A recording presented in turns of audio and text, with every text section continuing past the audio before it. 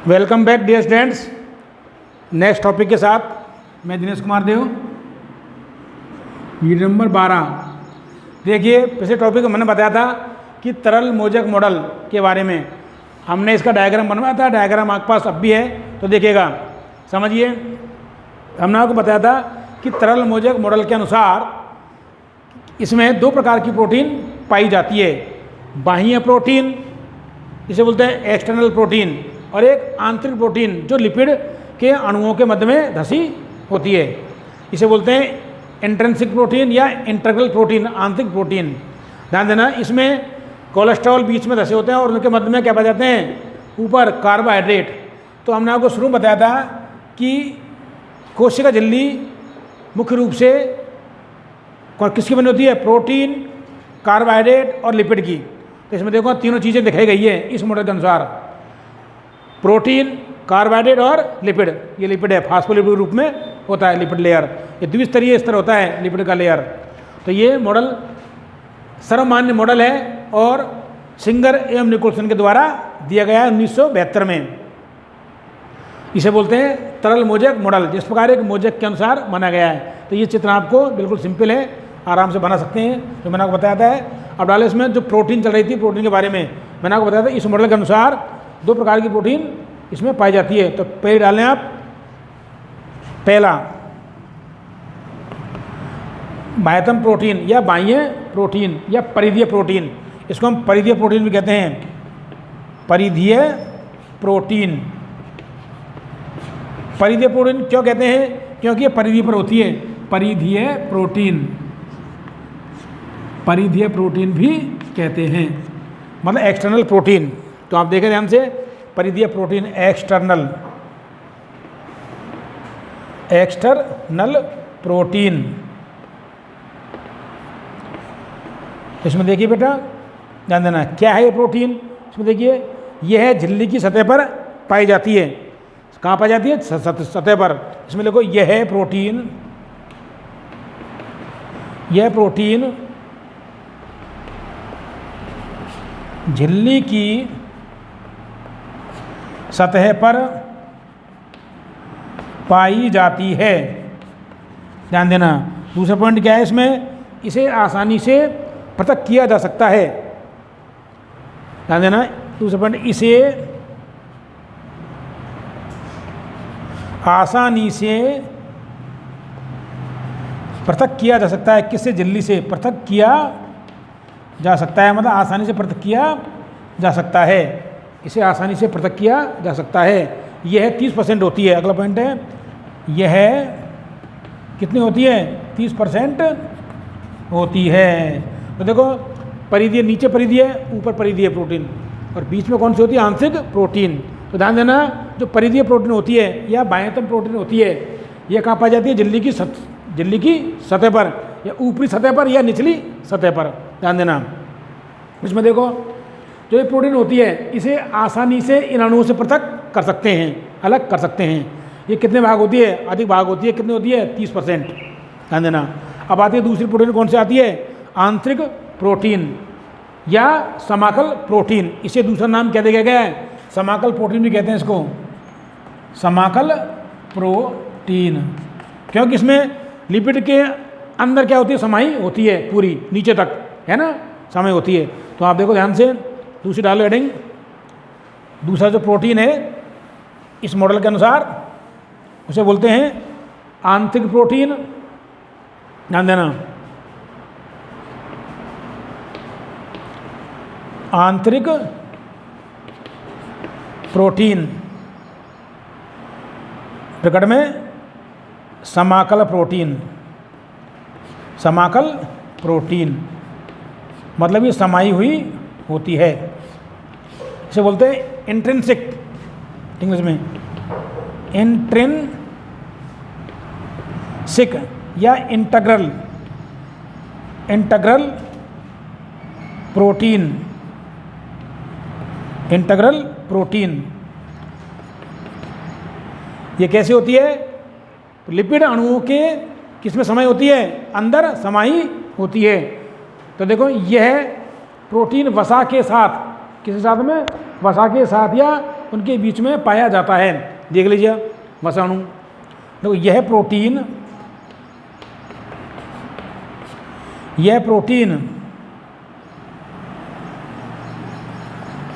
वसा या लिपिड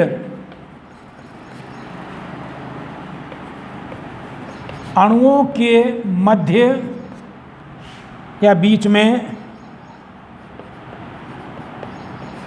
समाहित होता है या समाहित होती है, इसलिए इसे क्या बोलते हैं, समग्र प्रोटीन कहते हैं। वसा स्तर के साथ यह प्रोटीन वसा स्तर या लिपिड स्तर अणुओं के मध्य समाहित होती है। दूसरा पॉइंट क्या है इसका, तो देखो आप देखो वसा स्तर है या लिपिड स्तर है, इनके अणुओं के मध्य में समाहित होती है, यानी इस स्तर के मध्य में समाहित होती है दोनों, पहला लेयर दूसरा लेयर। कितना होता है, फास्फोलिपिड का द्विस्तरीय होता है वसा स्तर। आगे देखो इसमें इसे आसानी से पृथक नहीं किया जा सकता क्योंकि इसके साथ जुड़ी होती है। देखो इसे, अगला पॉइंट है, इसे आसानी से पृथक या अलग नहीं किया जा सकता, इसे आसानी से पृथक नहीं किया जा सकता। ठीक है बेटा, इसे आसानी से पृथक नहीं किया जा सकता।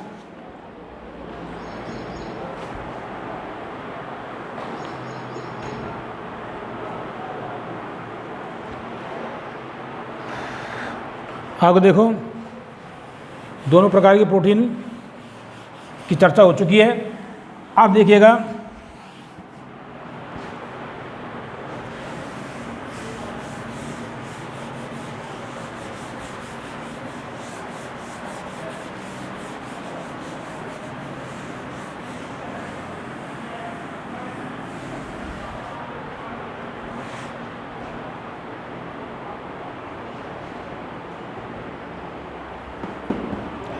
और देखिएगा क्या कहता है ये मॉडल।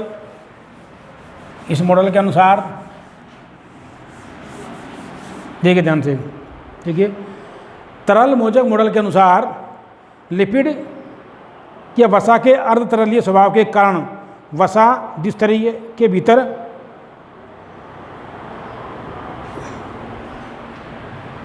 इसमें देखिएगा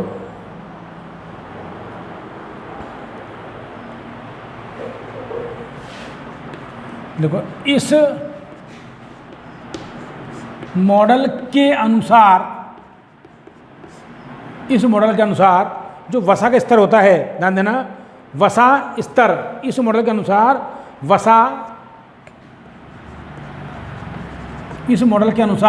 वसा या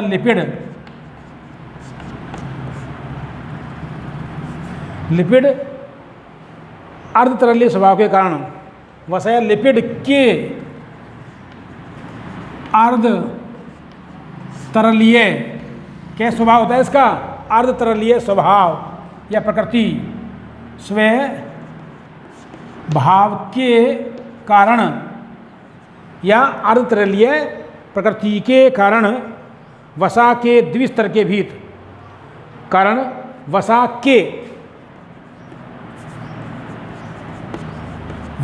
के द्विस्तरीय दूध दो स्तर होता है भाई, ये द्विस्तरीय होता है वसा के द्विस्तरीय स्वभाव के भीतर वसा के द्विस्तरीय के भीतर गति करने की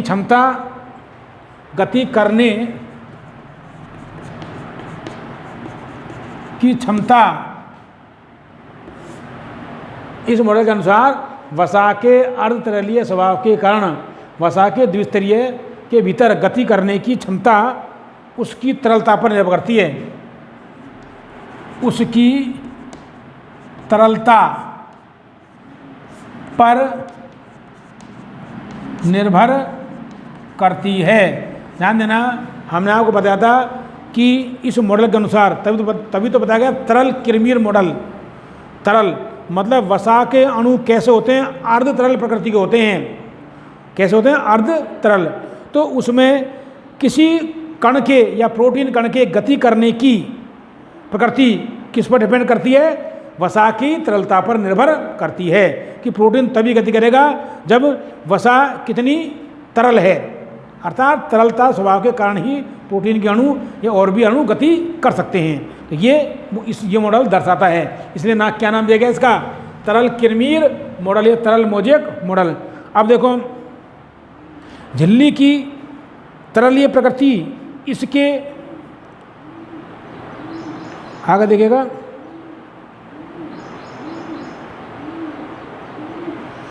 जो कोशिका झिल्ली होती है इसकी तरलीय प्रकृति के कारण, कोशिका झिल्ली की तरलीय प्रकृति के कारण क्या होता है? इसके कार्य जैसे कोशिका की वृद्धि, अंतराकोशिकीय संयोजन का निर्माण और स्त्रावण, कोशिका विभाजन आदि दृष्टि से महत्वपूर्ण होती है। ये इस स्वभाव के कारण, किस स्वभाव के कारण? कि तरलता या तरलीय प्रकृति के स्वभाव के कारण। तो अगला पॉइंट लिखें आप, इसमें आ जाएगा, ध्यान देना क्या आ जाएगा कि कोशिका झिल्ली की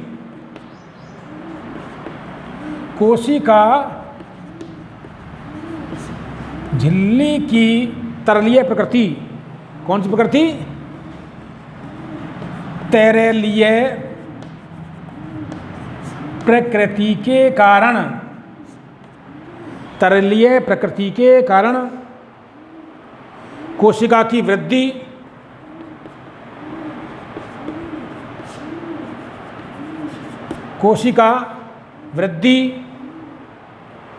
अंतरकोशिकीय संयोजन,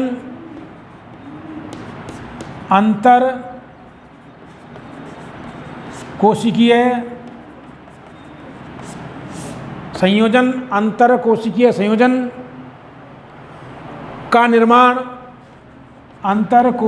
संयोजन का निर्माण, स्त्रावण और कोशिकीय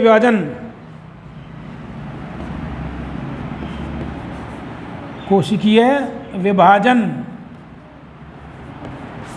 आदि कार्यों में महत्वपूर्ण होती है। ध्यान देना, यदि कोशिका झिल्ली में तरलता नहीं होती तो कोशिका की वृद्धि भी संभव नहीं होती, निर्भर करती है इस पर। और अंतराकोशिकीय संयोजन, जो जंक्शन होते हैं डेस्मोसोम के द्वारा, का निर्माण नहीं होता, स्त्रावण करने में सहायक नहीं होती और कोशिका विभाजन करने में भी सहायक नहीं होती है। इस तरलीय प्रकृति के कारण इतने सारे कार्य करती है ये। तो ध्यान दीजिएगा, एक पॉइंट और है इसमें, नोट कर लिखो आप।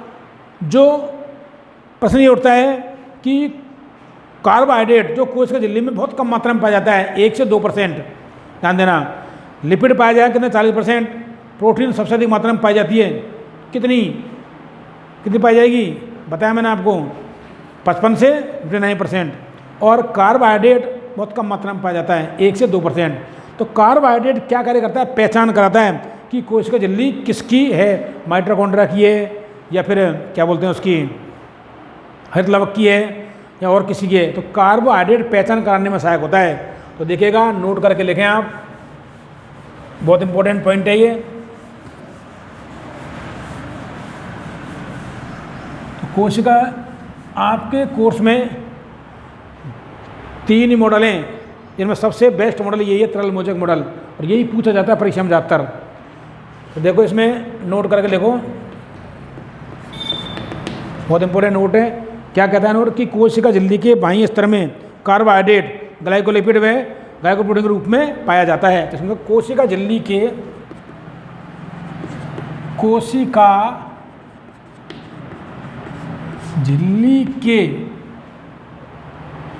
बाह्य स्तर में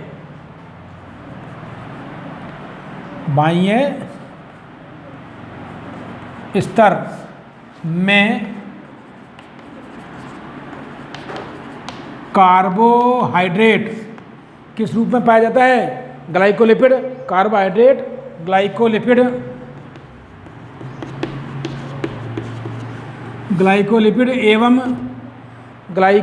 एवं ग्लाइकोप्रोटीन ग्लाइकोलिपिड एवं ग्लाइकोप्रोटीन के रूप में पाया जाता है, जो क्या कार्य करता है, जो कोशिका की पहचान कराने में सहायक होता है। पाया जाता है जो कोशिका की पहचान कराने में सहायक होता है।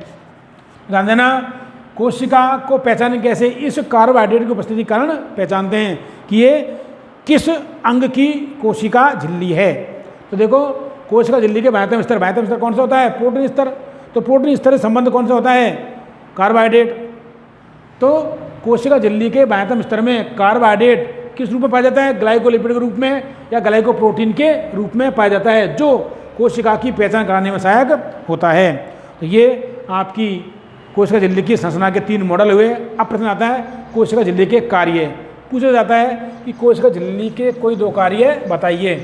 तो डाले हेडिंग कोशिका झिल्ली के कार्य। यह आपका टॉपिक पूरा हो जाएगा। कौन सा, कोशिका झिल्ली के बारे में जो अध्ययन चल रहा है। कार्य देखें इसके। डाले हेडिंग कोशिका झिल्ली के कार्य, फंक्शन ऑफ, एक मिनट रुको, कोशिका झिल्ली सेल मेम्ब्रेन के कार्य, फंक्शन ऑफ सेल मेम्ब्रेन। तो क्या कार्य करती है कोशिका झिल्ली, ध्यान देना। कोशिका झिल्ली कोशिकीय आवरण होने के कारण जीव द्रव को एकत्रित रखती है। पहला कार्य लिखो, कोशिका झिल्ली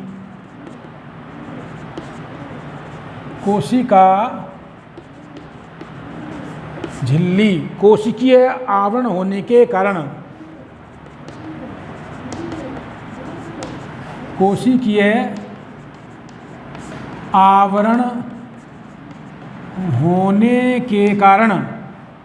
जीव द्रव्य को, कोशिकीय आवरण होने के कारण जीव द्रव्य को एकत्रित रखती है,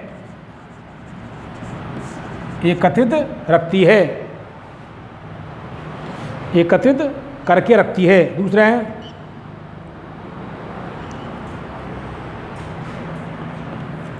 कोशिका झिल्ली कैसी होती है, चयनात्मक। तो देखो, कोशिका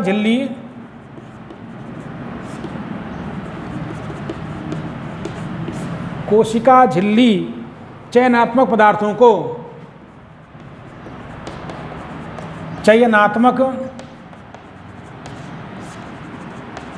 को मतलब सेलेक्टिव मटेरियल, अपने द्वारा चयन किए पदार्थों को आर पार होने देती है, पदार्थों को आर पार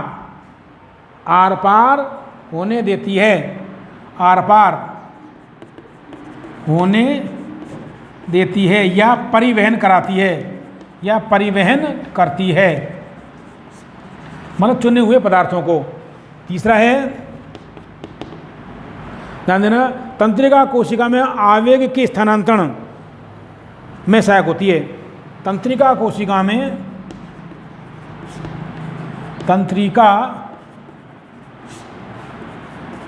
में आवेग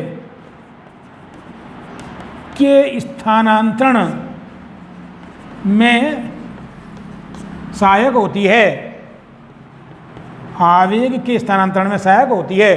तंत्रिका कोशिका में आवेग के स्थानांतरण में सहायक होती है। आगे देखो,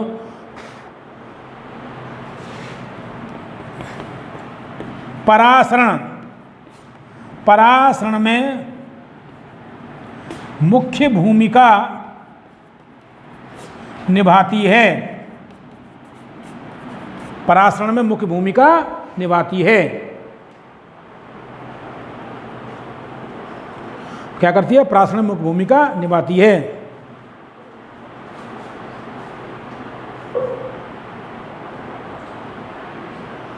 आगे देखिएगा, जो सबसे इम्पोर्टेंट कार्य है इसका ये वाला कि कोशिका झिल्ली चयनात्मक पदार्थों को आर पार होने देती है, अर्थात परिवहन कराती है।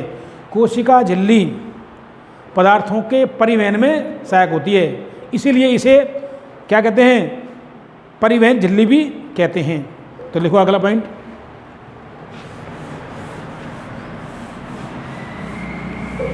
इसका वो था मुख्य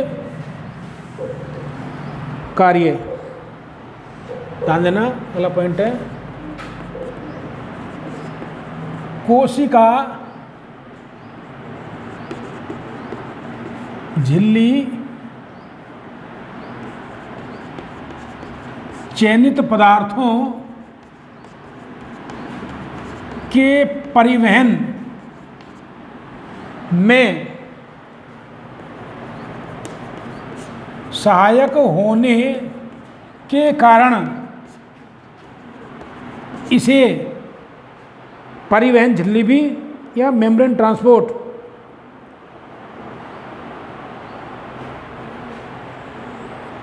कोशिका झिल्ली चयनित पदार्थों के परिवहन में सहायक होने के कारण इसे मेम्ब्रेन ट्रांसपोर्ट मतलब झिल्ली परिवहन या झिल्ली द्वारा परिवहन, इसे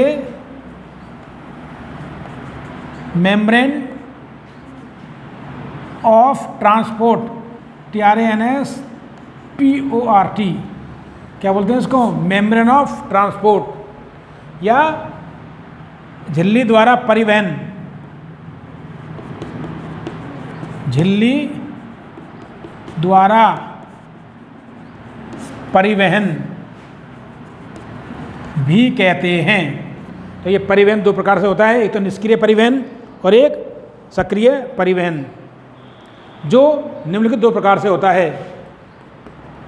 जो निम्नलिखित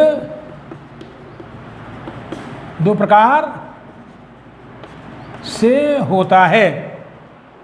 तो मुख्यतः इसका मेन कार्य यही है कि चयनित पदार्थों के परिवहन में सहायक होती है, इसलिए इसे ट्रांसपोर्ट मेम्ब्रेन भी कहते हैं या मेम्ब्रेन ऑफ ट्रांसपोर्ट भी कहते हैं। अब ये परिवहन दो प्रकार का होता है, ध्यान रखना, एक तो निष्क्रिय परिवहन और एक सक्रिय परिवहन। तो इसमें देखिएगा पहला है आपको निष्क्रिय परिवहन ए, निष्क्रिय परिवहन। ध्यान देना, ये क्या होता है कि बिना ऊर्जा के ऊर्जा के उपयोग के बिना होने वाले या बिना ऊर्जा के उपयोग से होने वाले परिवहन को निष्क्रिय परिवहन कहते हैं, अर्थात इसमें ऊर्जा की आवश्यकता नहीं होती है। जैसे उच्च सांद्रता से निम्न सांद्रता की ओर साधारण विसरण द्वारा इस झिल्ली से अणुओं का परिवहन होता है। इसमें लिखो निष्क्रिय परिवहन का लिखो बिना ऊर्जा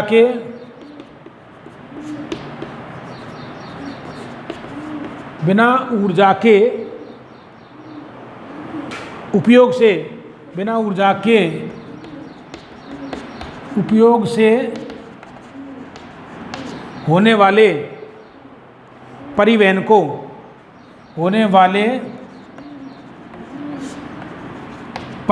को निष्क्रिय परिवहन कहते हैं।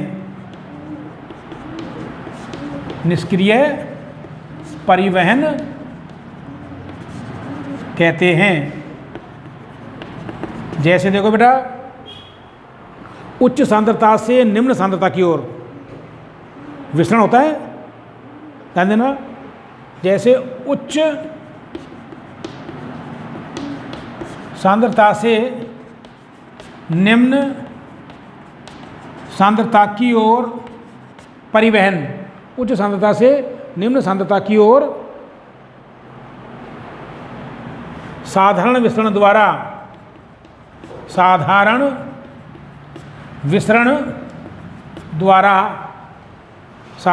द्वारा इस झिल्ली से अणुओं का परिवहन, इस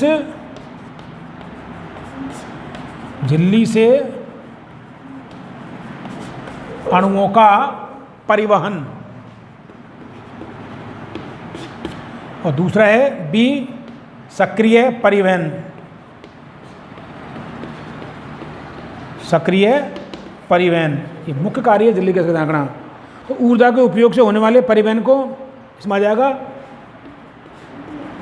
ऊर्जा के उपयोग से होने वाले परिवहन को सक्रिय परिवहन कहते हैं। ऊर्जा के उपयोग से होने वाले परिवहन को सक्रिय परिवहन कहते हैं। जैसे जल के अणु विसरण द्वारा जल के प्रवाह को प्रासरण कहते हैं। एग्जाम्पल को जैसे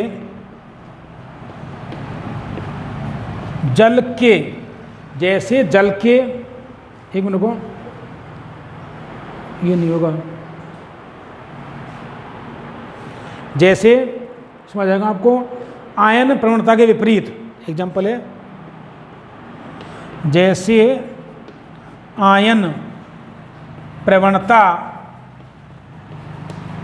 के विपरीत, आयन प्रवणता के विपरीत एटीपी के उपयोग, विपरीत एटीपी एडेनोसिन ट्राइफॉस्फेट के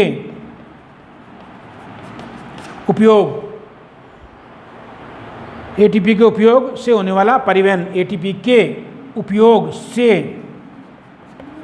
होने वाला परिवहन। तो पूछ जाता है कि निष्क्रिय और सक्रिय परिवहन क्या है, अंतर बताइए। तो ध्यान देना, कोशिका झिल्ली मेम्ब्रेन ट्रांसपोर्ट के कारण दो प्रकार के कार्य करती है, एक तो निष्क्रिय परिवहन में और एक सक्रिय परिवहन में। एक तो बिना ऊर्जा के होता है अपने आप ही, ध्यान देना, और एक ऊर्जा के द्वारा होता है। तो बिना ऊर्जा के उपयोग से होने वाले परिवहन को निष्क्रिय परिवहन कहते हैं। अब परिवहन किनका होगा? अणुओं का, जल के अणु होंगे या किसी पदार्थ के अणु होंगे। तो बिना ऊर्जा के उपयोग से होने वाले परिवहन को निष्क्रिय परिवहन कहते हैं। जैसे उच्च सांद्रता से निम्न सांद्रता की ओर साधारण विसरण द्वारा इस झिल्ली से अणुओं का परिवहन। दूसरा है सक्रिय परिवहन, ऊर्जा के उपयोग के द्वारा। अब इसमें किसकी आवश्यकता होगी है? ऊर्जा की। और ऊर्जा हमारे शरीर में किस रूप में होती है? एटीपी के रूप में, एडेनोसिन ट्राइफॉस्फेट के रूप में, एटीपी। तो देखो, ऊर्जा के उपयोग से होने वाले परिवहन को सक्रिय परिवहन कहते हैं। जैसे आयन प्रवणता के विपरीत एटीपी के उपयोग से होने वाला परिवहन। तो आपको ये आपका दूसरा टॉपिक पूरा हुआ कोशिका झिल्ली। कल आपको नया टॉपिक शुरू करेंगे। धन्यवाद।